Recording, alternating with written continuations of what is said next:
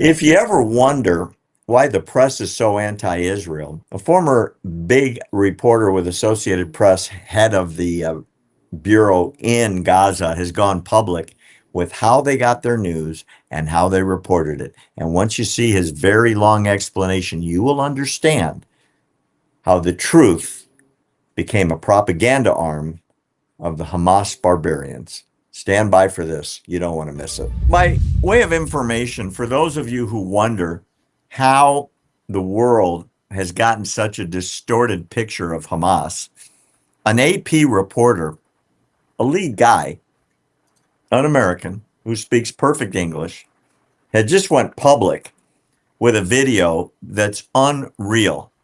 And I want to show it to you.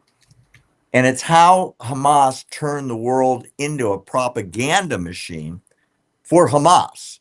There are no outside reporters allowed into Gaza by Hamas. Only their people that say what they want them to say. And if they don't say it, they get killed. Here's the guy that explains how they did it. AP, as far as I know, I was the first staffer to erase information from a story because we were threatened by Hamas, which happened at the very end of 2008. We had a great reporter in Gaza, a Palestinian, who had always been really an excellent reporter. We had a detail in a story. The detail was a crucial one. It was that Hamas fighters were dressed as civilians and were being counted as civilians in the death toll. An important thing to know, that went out in an AP story. The reporter called me a few hours later. It was clear that someone had spoken to him. And he told me, I was on the desk in Jerusalem, so I was kind of writing the story from the main bureau in Jerusalem. And he said, Mati, you have to take that detail out of the story. And it was clear that someone had threatened him. I took the detail out of the story. I suggested to our editors that we note in an editor's note that we were now complying with Hamas censorship. I was overruled. And from that point in time, the AP, like all of its sister organizations, collaborates with Hamas censorship in Gaza. What does that mean? You'll see a lot of dead civilians and you won't see dead militants. You won't have a clear idea of what the Hamas military strategy is. And this is the kicker, the center of the coverage will be a number, a casualty number that is provided to the press by something called the Gaza Health Ministry, which is Hamas. And we've been doing that since 2008. And it's a way of basically settling the story before you get into any other information. Because when you put, when you say 50 Palestinians were killed and 1 Israeli on a given day, it doesn't matter what else you say.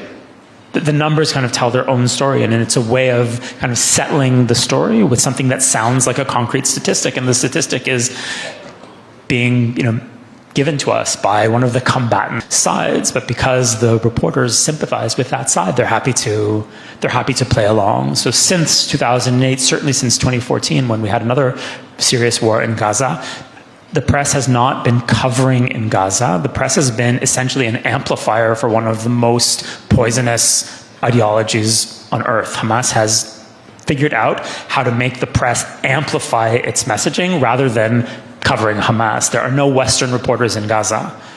All of the reporters in Gaza are Palestinians, and those people fall into 3 categories. Some of them identify with Hamas. Some of them are intimidated by Hamas and won't cross Hamas, which makes a lot of sense. I wouldn't want to cross Hamas either. And the third category is people who actually belong to Hamas. That's where the information from Gaza is coming from. And if you're credulous, then of course you're going to get a story that makes Israel look pretty bad.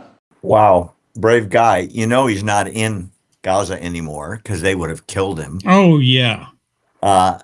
Especially not being, looking like he's from there. I was thinking that too. The obvious, the elephant in the room. Yeah. So it's clear this guy is very, very brave and is going public with the fact that the Hamas Health Ministry or the Gaza Health Ministry is Hamas. So they make up numbers that are absurd. And I just want to point out, in the last couple of days, they've gone public with the number of fighters that have died. And out of all the deaths, it's like 90% Hamas fighters. This is the smallest ratio of combatants to non-combatants death in the history of warfare, according to every expert worldwide. We killed millions in Afghanistan and Iraq and elsewhere throughout the Middle East, Syria, as an example, and nobody complained. No. In the history of warfare, there's never been an army that drops leaflets and said, quick, move so you don't die when we bomb that building. Yeah. That calls cell phones, that sends text messages, that has loudspeakers broadcasting where the attack's going to be to move the civilians and then evacuate them. Like you pointed out in the last segment, the radical left in the United States calls that ethnic cleansing. They're not dying, they're moving. Yeah. And then they move back.